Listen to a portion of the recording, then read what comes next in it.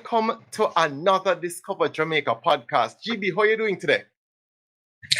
I am very well. The big news was that 4,000 Jamaicans are going to be deported. Now, our Minister of National Security, who is Dr. Horace Chang, noted that a vast majority, it's actually 3,900 and they rounded it off to 4,000. They rounded it off, yes. Right, are facing deportation of illegally crossing into the United States and other immigration breaches. Right, so 115. Right, so we're going to jump into all of that, right? So but said the numbers, even though majority of the people were just like persons who illegally crossed the borders, there were a number of repeat sex offenders and persons convicted of other serious crimes. Who ended their prison terms. Just a moment, Kareem, may I just say thanks to people I did not know because I am an elderly, but people who saw the podcast and got in touch with my baby sister and say, that must be a sister or whatever. And especially that one, remember when we went to my alma mater, Fern Court?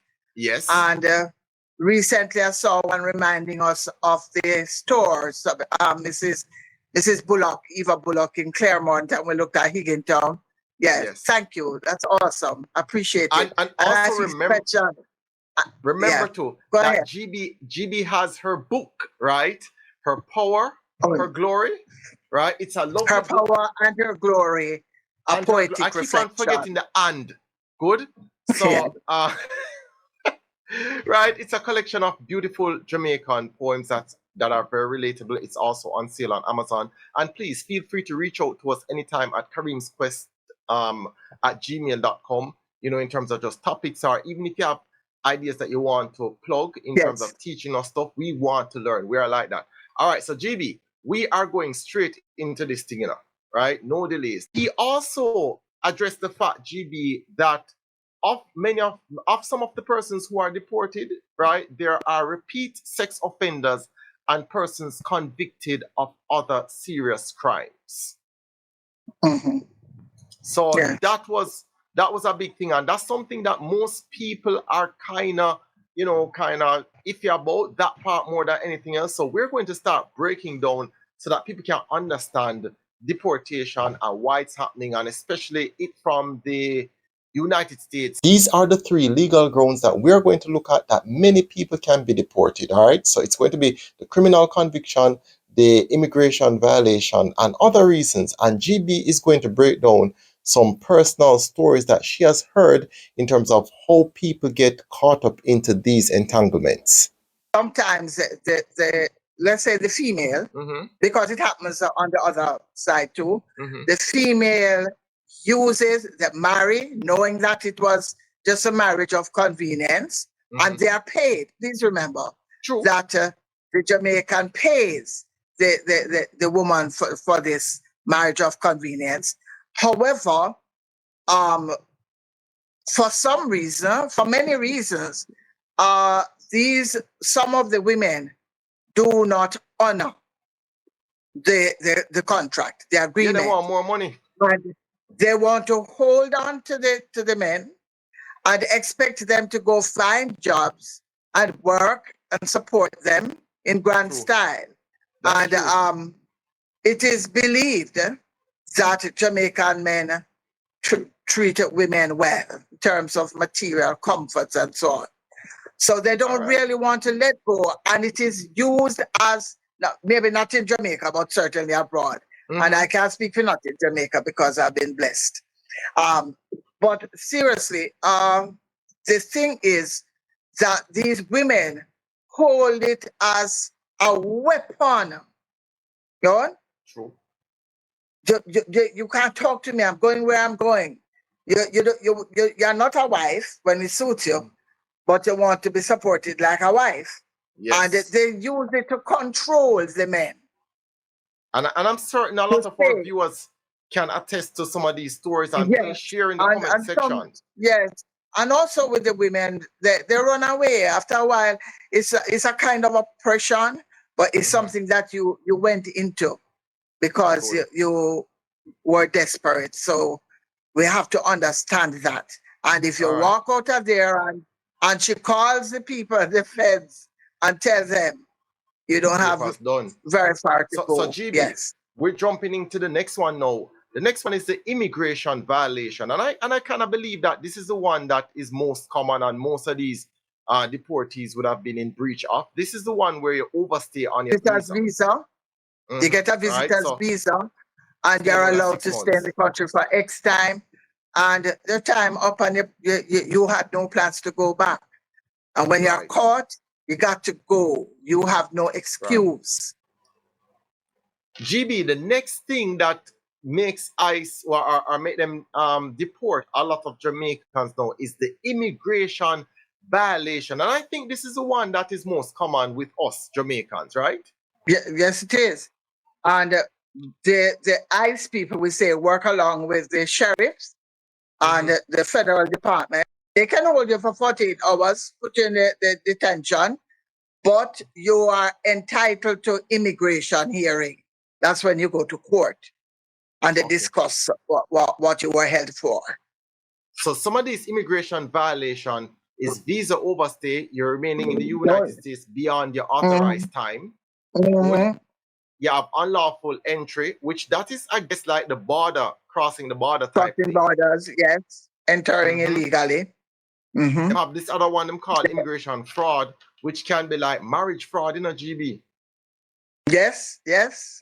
right? And some of them falsify documents, birth Yes. certificate, and everything. So it's Yes. serious immigration for that. You come up And as Angela Blue, and when you're caught, your name is Maria Brown.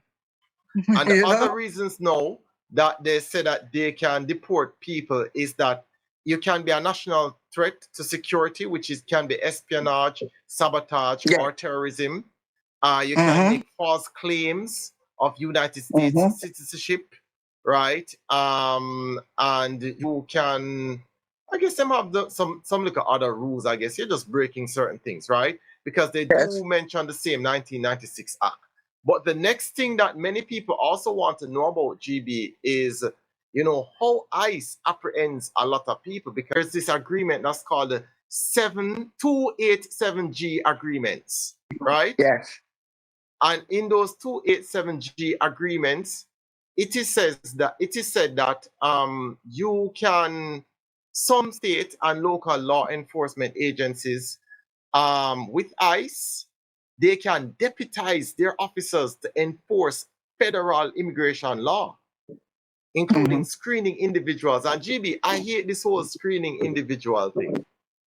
Could you explain a little more exactly what screening individuals mean? Sure. So screening an individual mean that you can actually be going to the supermarket. An ICE agent or a deputized officer can say, "Hey, ma'am, can you show me proof that you are a United States citizen?" So that is very subjective to me. What if that person is racist? What if that person is just having a bad I'm day? not. I'm a visitor. And so show me your passport. I left it home. My auntie, not good enough. They hold on to you. Or what? Or GB, what if you are a citizen? And you understand the person just want to be hard on you, and you can't, I mean, how many citizens walk around with their passports? The truth is, there is a great deal of subjectivity in among the ICE people. Yeah, you come from one of the island, right? Yes. And they have their biases. But what do we say? Such is life. Jeez, man, boy. So the next thing is this, right?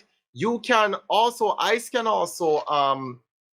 arrest people based on probation and parole, right? Appointments.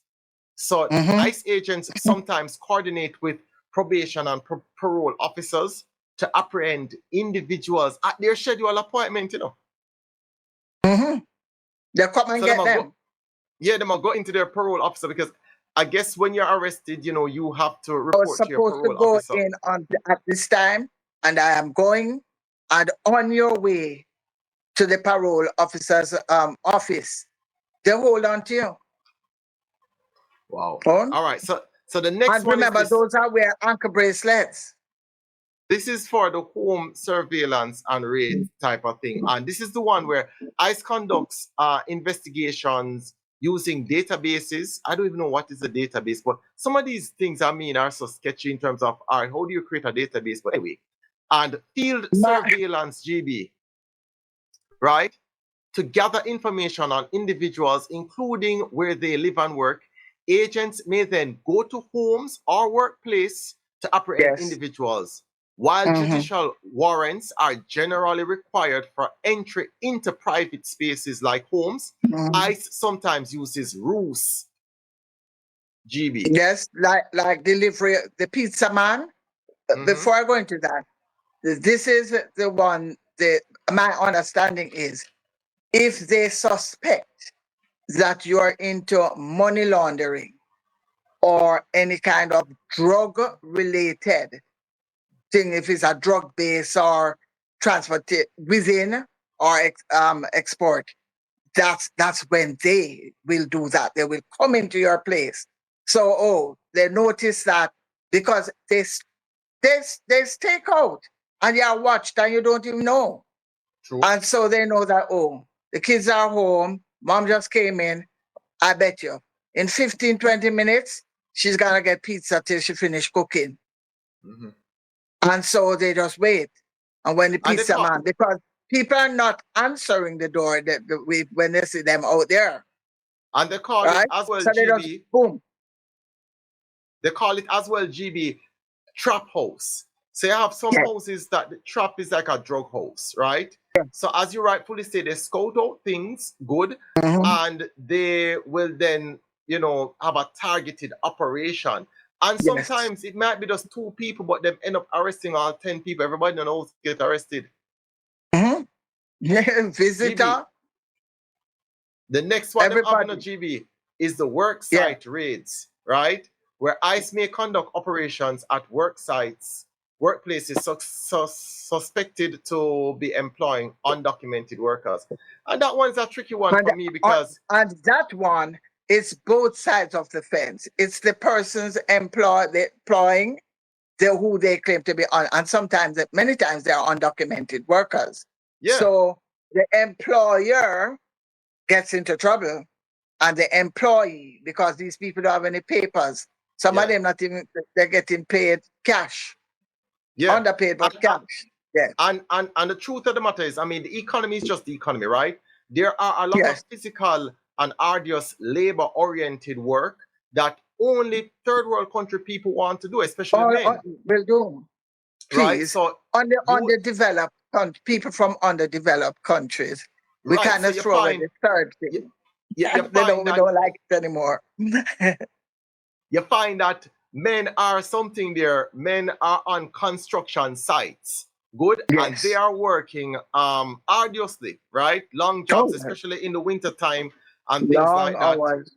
And the truth of the matter is that many of these construction supervisors, they're not going to find a lot of US citizens who necessarily want to do this type of work. That. True. So, I mean, as a labor source, they gobble us up. But now there seems to be more pressure. The pressure has increased. I wouldn't even say increased. They just put on this sudden pressure on workers. Now, and they're not drug traffickers. They're not there to do anything but to they go to seek a better life. So what they have now is that on these work sites, I mean, it can be really rough. I shared this with you already. I said that, I really feel it for the hardworking people in all of this, in this topic. Honest people, yes. Honest, hardworking people in all of this, believe you me, because there are people who really try to make a better life for their family, you know what I mean, and not trying to violate anybody's law or anything like that. All right, now the next thing that we talk about is this scheduled ICE check-ins. So you have individuals who are out on bond or part of an alternatives to detention program. may be apprehended when they report for their scheduled check-in, which I mean, that's kind of understandable. If you're already out on bond or out on some type of, you know, issue or some type of violation, you already know that you're at the top of the apex in terms of apprehension. No, we go. the next. Let's go back a little bit to saying that this observation, scouting of persons, ankle wearing and those wearing ankle bracelets, many times they find ways of taking off the ankle bracelet, but because they are watching you, as soon as you hit the corner, they hold on to you. Sometimes it's just to go, and you're not to, if you're not to go further than Ligani, you cannot be caught down at Blue Cross, where Blue Cross used to be. Yeah. Right. So you have to you're violating. So what we can basically say from this is that ICE does a lot of observation. So this is how they apprehend people. They do a lot of scouting out. They do a lot of cross database, right? Espionage. They do a lot of cross database things, right? They do a lot of checking with the local authorities as well. So I guess a collage of all of that. Now the next thing, most of our, but also understand that know, they have people calling and give them information. Informers right. Yes. in Jamaica say X lives at that house and this is what is happening. True. All right. So the next thing our diaspora members want to know is, what is the Jamaican government doing in all of this? Right? Prime Minister Dr. Andrew Holness recently stated that he reassured a lot of people that, you know, they were going to monitor them, and they were going to basically have open arms to the law-abiding returning Jamaicans. But he also gave a strong warning to those with criminal intent, emphasizing security measures and monitoring. So I guess you were explaining to me a specific day of the week that people are deported to Jamaica. I don't know if it is always so, but I gather that it's on a Thursday that they usually come into the island. Okay. Yes. And this is not new. That's true. No, I would suspect though, if you are deported to the island, there must be, I want to know, like, what are some of the security measures that the government puts in place in terms of, are people, you know, biometrics taken, you know what I mean, to keep a track? Because who's talking? The US or the government the local government, once the deportee has landed on Jamaican soil. No, once not landed, then you have, my understanding is you come in, they know that it's this, so you're checked off. That let me call it checked off. But if I'm not mistaken, every single one, even if you are not coming straight from prison, I think you all have to go to Central Police Station. Okay. That's downtown. And there you'll be processed. After you're processed and they say, okay, fine, there's nothing here. You did not run away from going to court on a murder charge or whatever. So everything checks out fine and dandy. You did your term there, your time there. You have paid for whatever. Welcome home. Be a good citizen. And so you go. What if they ever find, go ahead. What I also noticed is this. So we had some people returning the other day, and I mean they were capturing the footages at the airport. Good. But if anybody who is watching this and you are a deportee, you can, you know, please tell us, you know, your first-hand perspective as well, because we would want that as well, GB, don't it? Yes, from the horse's mouth, so to speak. Yes, yes. Another thing with the deportees, once you come and you go and you're processed, you're cleared, you go your merry way. If it is found that when you left this country and you were supposed to go to court, you abscond, so to speak, go to court, or if you had escaped from police custody. In Jamaica. Yes, they are going to say, welcome back to Jamaican jail cell. You're not going anywhere. Good. Gotcha. But all of that is going on your record. The records are there, your process, and the good people go about their business. So we're going to look at what the Jamaican government can do, right? So it can provide information on detention/deportation arrangements. It can offer contacts for English-speaking lawyers.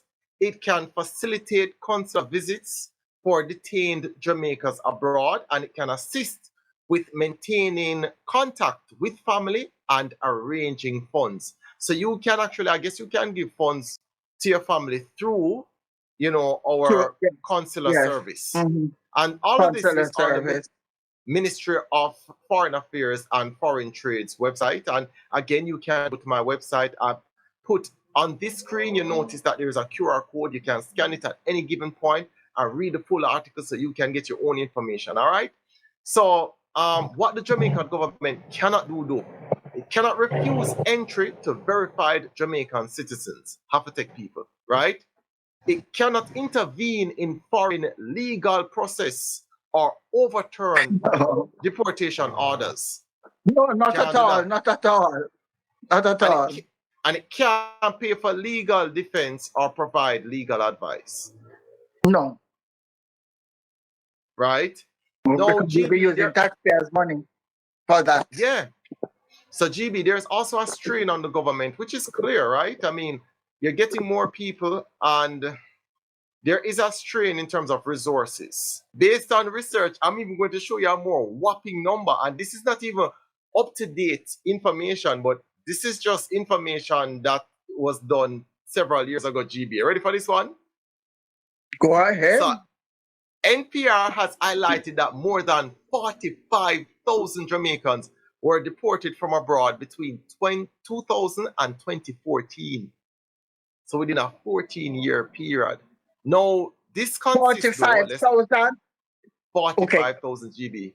Let me say that we ought to be mindful of the fact that what seems to be happening in the United States, as I hold on to you say you're Jamaican.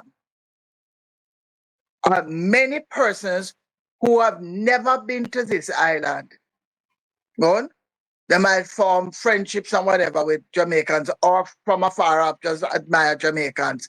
They came because we had one man who claimed he was a Jamaican, and he was deported here, and only to find out, which shows that although the deportation took place, that both the US and Jamaica, they work together.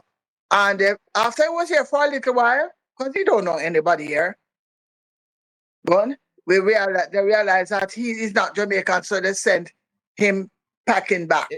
In one to the regular artist. So here what then?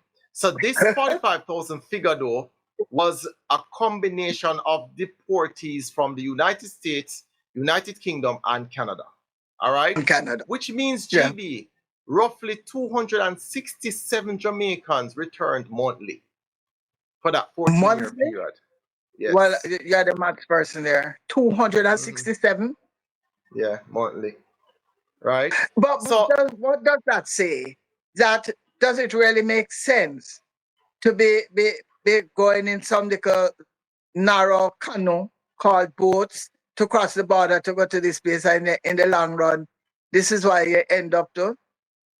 Does it make sense, 267? To be frank, that might be a topic for another time. Again, I say this wholeheartedly for the hardworking people. My heart goes out to them. The hardworking people, that's the ones who I really feel it for. For somebody who just trying to do mischief and try to go into somebody's country criminality and things like that, no. You get me? That's a different thing. But for the people who are really hardworking, because we have to find opportunities. As you correctly say, as a developing country, opportunities are scarce. So we have to find opportunities. Let's go to the social aspect. If my old head is working well, would you has a song about you rich, you come back a yard, but spend half your money abroad and you never send back on a yard, and now you're deported. Right? There are, unfortunately, some persons are caught in that. Now, and as you just said, the same 2-bedroom you left, right? And some of the cousins and the grand ones living in there, the numbers get bigger, the population in the home get bigger, and the space not there. So because you never help us or whatever, you're on your own, and that is a problem, because it is these people are going to become a burden to the society. They have to eat. So we see And that let me tell you the we truth, see another GB, factor. Stay downtown and pick GB, 2 chain. Yes. so GB, let me tell you now, right? You know, for the ones who did not become a meaningful contributor to their household, this is going to be a hard return, right? Mhm. The ones them as they say It's- who go up, they go waste time. Let us not leave that there, though. What about those persons who worked their butts off and sending money to buy the little And the piece of automobile, land on my best and favorite sister, you know? She buy the land, but she buy it in a share and her man's name, her spouse's name. And when he don't have anything. Oh, no wonder we have so many persons, men, going around the place, stark raving mad. Go on. And then some go crazy, but some get angry. yeah. And then we And those, have the conflicts and the domestic violence, because I send my money and know that I get dip, as we say, not even a room I can get. Well, I'm going to burn it down. or So we see all the RGB, violence, man. Awful. RGB, the house not finished Yeah. bill. And man, I send back, man, I send money for 10 years now. And you tell me that is only the roof you need to fix, and you start buying furniture to put in there. You know, that's awful. You know. There are many sides to this story. And then let's talk now a little bit more about the social part, because Far-reaching. there will come some discrimination, especially in certain communities, because you're going to get labeled now as deportee. Oh right? God, the stigma. You don't do anything wrong. You were not peddling drugs. You're not there for you never involved in gun crime.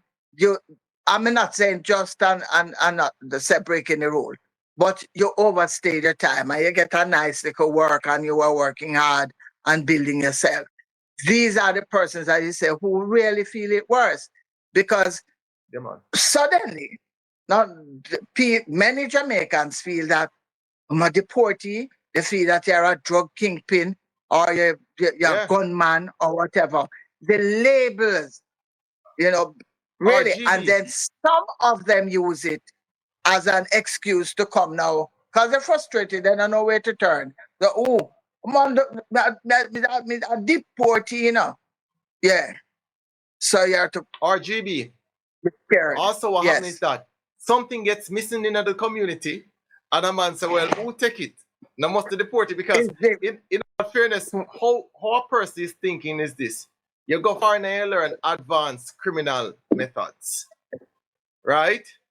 They assume some of our people, criminals, more advanced than up there. All right. So there is this negative stigma that is attached to the deportee. So if something gets missing in the community, it's easy for somebody to point a finger.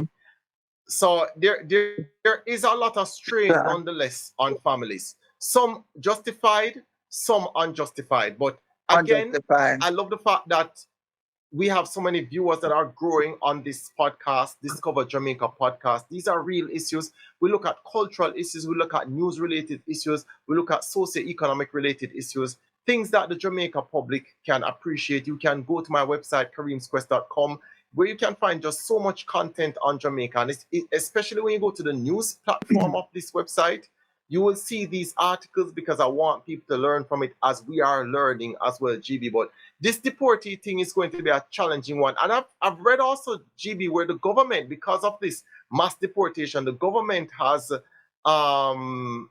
started an initiative to create a special body to oversee the deportation of many persons. And keeping supervising. I think maybe helping them to access jobs, and some of them have absolutely no money, nowhere to go. So they might have to think of shelters, so to speak. But I don't want us to close, because I found it to be a beautiful story, a tearjerker. In this week's paper, one of them, the 106 that came on Thursday, there was a man there, his family, waiting for him. I think he served, there were two of them. One served 27 years or something like that, or 26, 27 years in prison and was deported straight after.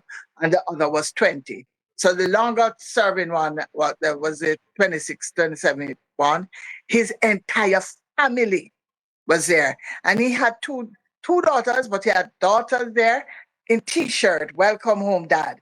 It was beautiful. You go and you do wrong, and they talk about how we helped the family.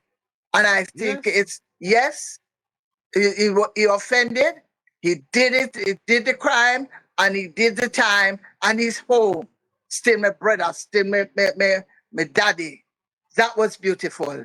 And on the same day, the man who did 20 years, apparently, I don't know, it's my assumption that apparently he must don't have anybody coming to, we don't know. But two of his friends in America, they came on an earlier flight, and they were out at the airport in Norman Manley waiting to welcome him. Isn't that beautiful? So whatever is happening, we're not subscribing to criminal activity and illegal immigrants, but we're saying there is hope, and changes, good, positive changes can be made. And that's one of the things that we're really hoping for, because at the end of the day, let's be honest, we are bombarded with a bunch of internal problems already.